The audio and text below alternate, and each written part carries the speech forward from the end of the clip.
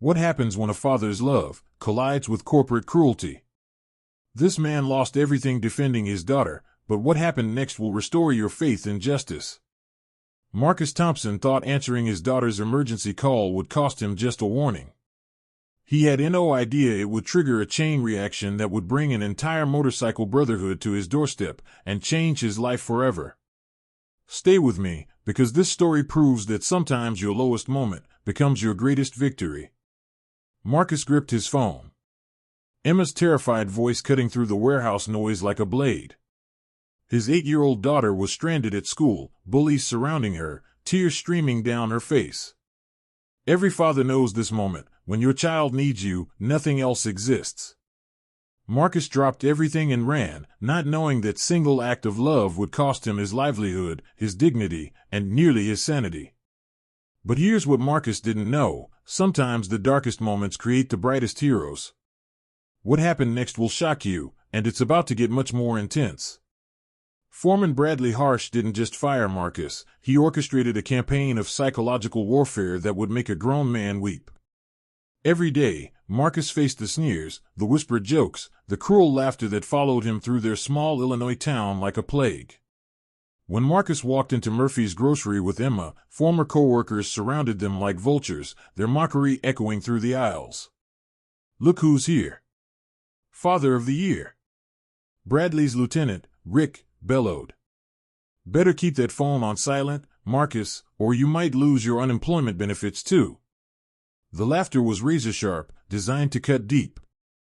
Emma clutched her father's hand tighter, her innocent eyes wide with confusion and pain. But what these bullies didn't realize, they had just awakened something far more dangerous than their victims' anger. They had caught the attention of men who lived by a code older than corporate hierarchies and infinitely more powerful. That night, as Marcus sat on his porch drowning in shame, a low rumble began at the edge of hearing. Distant thunder? No. Something far more purposeful. The sound grew, multiplying, until it became unmistakable, dozens of Harley-Davidson engines, their chrome catching streetlight like fallen stars. The Iron Wolves Motorcycle Club rolled up Marcus's street in perfect formation, a sight that made curtains twitch and hearts race throughout the neighborhood. Their leader, a mountain of a man called Steele, removed his helmet to reveal eyes that had seen too much road and too many fights. His vest bore patches that told stories of brotherhood, loyalty, and justice served outside courtroom walls. "You Marcus Thompson?" Steele's voice carried the weight of gravel and determination. Marcus's fists clenched, his body coiled for more trouble. But what Steele said next changed everything. "We heard what you did for your little girl. Real men don't abandon their blood, and we don't abandon real men. What happens next will make you believe in modern-day knights again." Steele extended a gloved hand that had built engines, fought battles, and pulled broken men from life's wreckage. "I'm not asking for anything, Marcus. Just respect. A father protects his family, that's sacred law where we come from." He placed a weathered envelope on the porch railing, its contents promising hope in a world gone cold. Inside that envelope wasn't just money, it was dignity wrapped in cash, proof that strangers could see valor where employers saw weakness. The handwritten note read, "Brotherhood isn't blood, it's choice. You chose right. If you need us, we ride. Iron Wolves MC." Marcus stared at the bills, enough to cover rent, groceries, and Emma's school supplies for a month. But more than financial relief, it was validation from men who understood that true strength meant standing up for those who couldn't stand for themselves. Emma peeked around the door, her eyes wide. "Are they angels, Daddy?" she whispered. Maybe they were. But the real miracle was just beginning. The next morning, Marcus needed groceries but dreaded the gauntlet of gossip and cruelty waiting at Murphy's Market. Sure enough, Rick and his crew of corporate cronies had stationed themselves near the entrance like playground bullies who never grew up. Their smirks promised fresh humiliation, new wounds to salt. Well, Rick's voice dripped with theatrical malice. "If it isn't Marcus, my daughter calls Thompson. Better watch that phone, hero, might ring during the cereal aisle." The laughter that followed was designed to break spirits and crush hope beneath its weight. Emma tugged on Marcus's jacket, her small voice cutting through the mockery.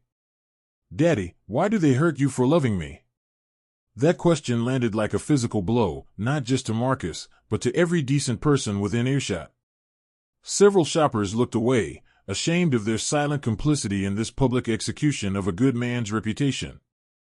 But something was shifting in the cosmic balance. Justice has a way of finding bullies, and it was about to arrive on 2 wheels and 4 cylinders. That evening, as Marcus tucked Emma into bed, she pressed a crayon drawing into his hands, a stick figure father and daughter holding hands under a rainbow. "You're the best daddy ever," she whispered, "even when they're mean to you." Those innocent words shattered the last of Marcus's composure, and he wept for everything lost, and everything at stake. Then came the rumble again, deeper this time, more determined. Steel and his iron wolves filled Marcus's street like a river of chrome and leather, their presence transforming the quiet neighborhood into something electric with possibility. "You ready to stop letting them laugh?" Steele's question hung in the night air like a challenge from destiny itself. Marcus felt Emma's small hand slip into his reason for everything, his source of strength, his proof that love conquers fear. "What do you want me to do?" Marcus asked, his voice stronger than it had been in weeks. Steele's eyes glinted with the promise of justice. "Tomorrow, we ride back to that warehouse together. Time to show them what happens when you mess with family." What happened next became legendary in 3 counties. Dawn broke cold and clear as 37 iron wolves roared to life outside Marcus's house. The convoy that rolled toward Bradley's warehouse looked like something from an action movie, chrome and steel moving with deadly purpose, carrying justice for a father who'd been pushed too far. When they arrived, every worker in the yard stopped breathing. 37 Harleys don't show up by accident, and everyone knew it. Steele dismounted first, his boots hitting pavement like judges' gavels. Behind him, the iron wolves formed a wall of leather and determination that made Rick's smirk die on his lips. "This man," Steele pointed at Marcus, his voice carrying across the suddenly silent yard, "stood up for his daughter, and you destroyed him for it. That ends today." Rick tried to recover his bluster. "What's this, Marcus? Couldn't handle losing your job like a man, so you called in the circus?" But his voice cracked, betraying the fear growing in his chest like a cancer.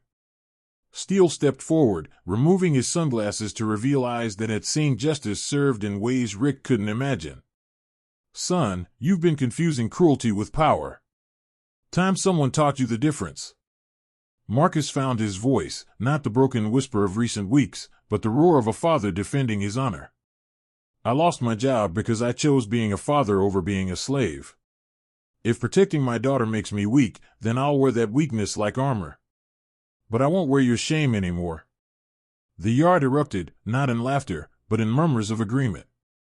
Workers who'd stayed silent began finding their voices. "He's right," someone called out. "Marcus worked harder than half of us." Another voice joined. "I'd have done the same thing for my kid."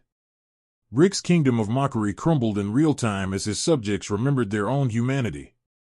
When he desperately shoved Marcus in a last grasp for dominance, Steele was there instantly, not with violence, but with a presence so commanding that Rick stumbled backward like a child facing his first real consequence. "Respect isn't given," Steele announced to the gathered crowd, "it's earned." And this man earned it the day he chose love over fear. The applause that followed wasn't polite, it was thunderous, transformative, the sound of justice finally served. Months later, Marcus still didn't have his old job back, but he gained something infinitely more valuable. The Iron Wolves had become his brotherhood, checking on him and Emma, offering work when they could, proving that family isn't just blood, it's choice, loyalty, and shared values. Steele left a patch on Marcus's porch one evening, not a demand, but an invitation. When Marcus held it, he understood he'd earned something rare in this world. Respect. Dignity. Brotherhood forged in fire and tempered by truth. Emma's latest drawing showed her father riding behind Steele, both figures reaching toward the sky in triumph. When Marcus asked what it meant, she smiled with 8-year-old wisdom. "It's you being brave for me, Daddy. It's the day you became a hero." This story isn't just about Marcus Thompson, it's about every father, every parent, every human being who's ever been punished for doing the right thing. It's proof that when you stand for love, stand for family, stand for what's sacred, the universe conspires to stand with you. Sometimes losing everything is the only way to find what truly matters. Sometimes your breakdown becomes your breakthrough. Sometimes the lowest point in your life is actually the launching pad for your greatest victory. If this story moved you, if it reminded you that dignity is worth fighting for, if it proves that good people still exist in this broken world, then you need to hit that like button right now. Subscribe and ring that notification bell, because stories like this, stories of real heroes and authentic courage, are exactly what our world desperately needs more of. Share this with someone who needs to remember that they're not alone, that standing up for what's right is never wrong, and that sometimes help comes from the most unexpected places. Because here's what I promise you, the next story I'm bringing you will restore your faith in humanity even more than this one did. It's about a teacher who risked everything to save her students, and what happened next will make you believe in miracles again. Don't miss it. Your soul needs these stories. We all do. Hit like, subscribe, and remember, dignity is never cheap, but it's always worth the price.